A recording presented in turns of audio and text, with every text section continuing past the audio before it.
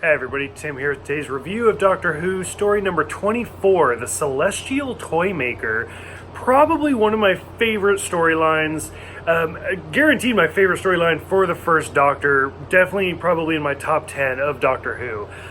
Which is kind of odd because this story is 4 episodes long and the first 3 are all missing. Only the last episode is still intact. But still, like, something about this, like, drew me in so much, and I really, really enjoyed it. Even though, like, Steve and Dodo are not really my favorite companions, but still, something about this episode just really, like, kind of grabbed me, and I really like it. I had mentioned in the Chase storyline how if they, like, whatever reason, BBC was like, what story do you want to be animated? So that way it was complete. The Chase would be my second storyline. I didn't want to spoil it, but this would be my first storyline. Like, I would give anything to have episodes 1, 2, and 3 to be animated and to actually be able to watch this and appreciate it in its entirety. I think it would be so much better. Because just only listening to it and not being able to visually watch all of it, it still is one of my favorite episodes and storylines, so I can only imagine if I was actually able to watch it the way it was meant to be seen, how much better it could be. So this episode introduces the new character, the Toymaker, played by Michael Gough, who's a great actor. This is probably the youngest I've ever seen him. A lot of people probably know him as Alfred from, like, the Tim Burton Batman movies, or all 4 of that anthology, whatever you want to say it. And he had done other Tim Burton movies after that as well. So for this one starts, once again, they do that cliffhanger thing that really bothers me, where they're like, oh, what are we gonna do? And so it ended in the last one with the Ark, with the Doctor disappearing. And this one, he's still disappearing and he's invisible, and the TARDIS lands, and as soon as Steve and Dodo go outside, he's magically reappeared again. Like, he's just fine. He's like, oh, here I am. And it's like they had this great idea, and then they were like, well, shit, how do we continue with this? And they're like, just put him back. And so they did. So that kind of bothered me.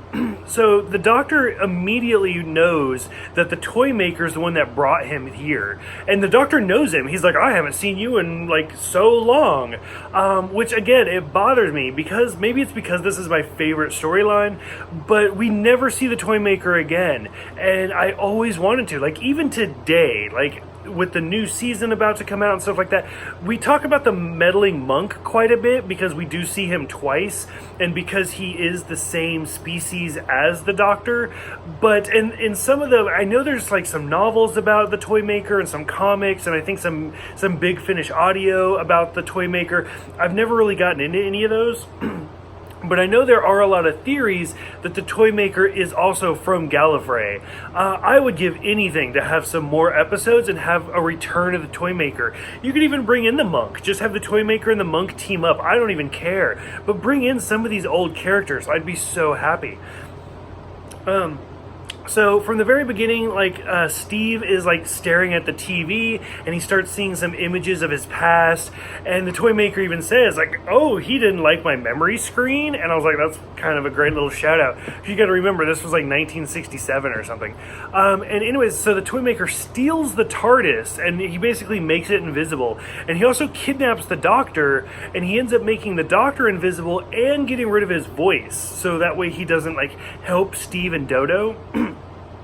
Now, supposedly, at this point, they had actually considered getting rid of William Hartnell because he was just struggling with the lines and struggling with the acting so much.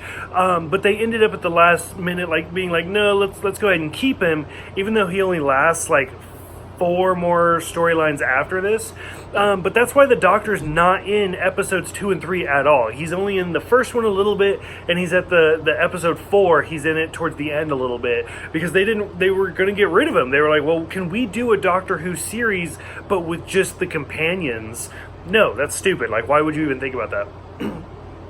So the storyline is basically the Doctor is with the Toymaker, and he has to basically play a game where you have a stack and you have to move it from one side to the other, but you only have, like, certain moves that you can make. He's given 1,023 moves to move this stack within the 3 columns to do it.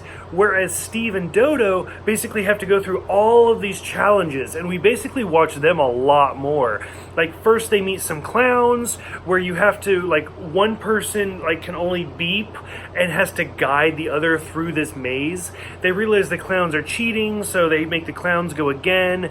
And then the clowns end up losing.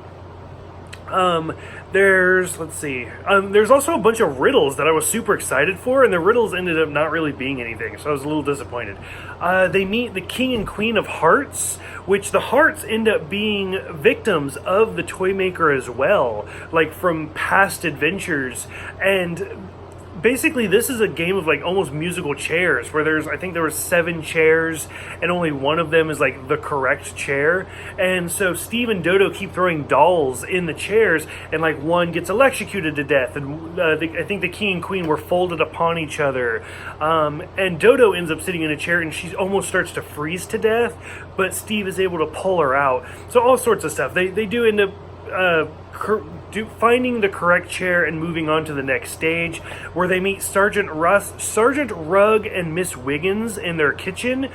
Like, again, because I can't really see all of this and just listening to it, some of it's really hard to piece together, but they end up looking for a thimble that's hidden in a pie. That one storyline, like, I could have done without that. I could have just moved past it.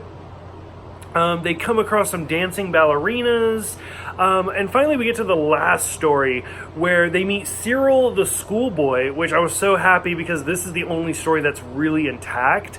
Like, as much I was into all of the games from the previous ones, actually seeing it was so good.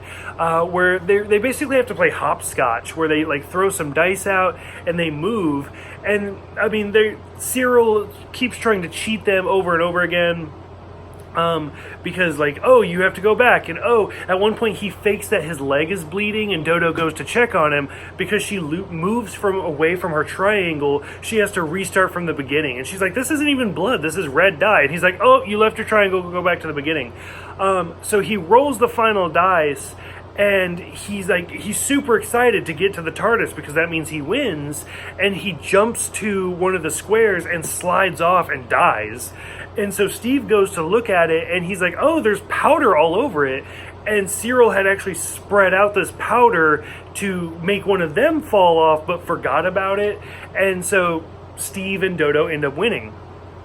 Towards the end of the last episode was a bit of a stretch for me, where the Doctor gets there, he has to make his last move, and when he makes his last move, he's basically going to lose the game, because either Steve and Dodo win or the Doctor wins, and whoever wins, the other team has to stay with the Toymaker. So if Steve and Dodo win, the Doctor has to stay, vice versa. And so the Doctor comes up with a way to make the final move, but with the Toymaker's voice.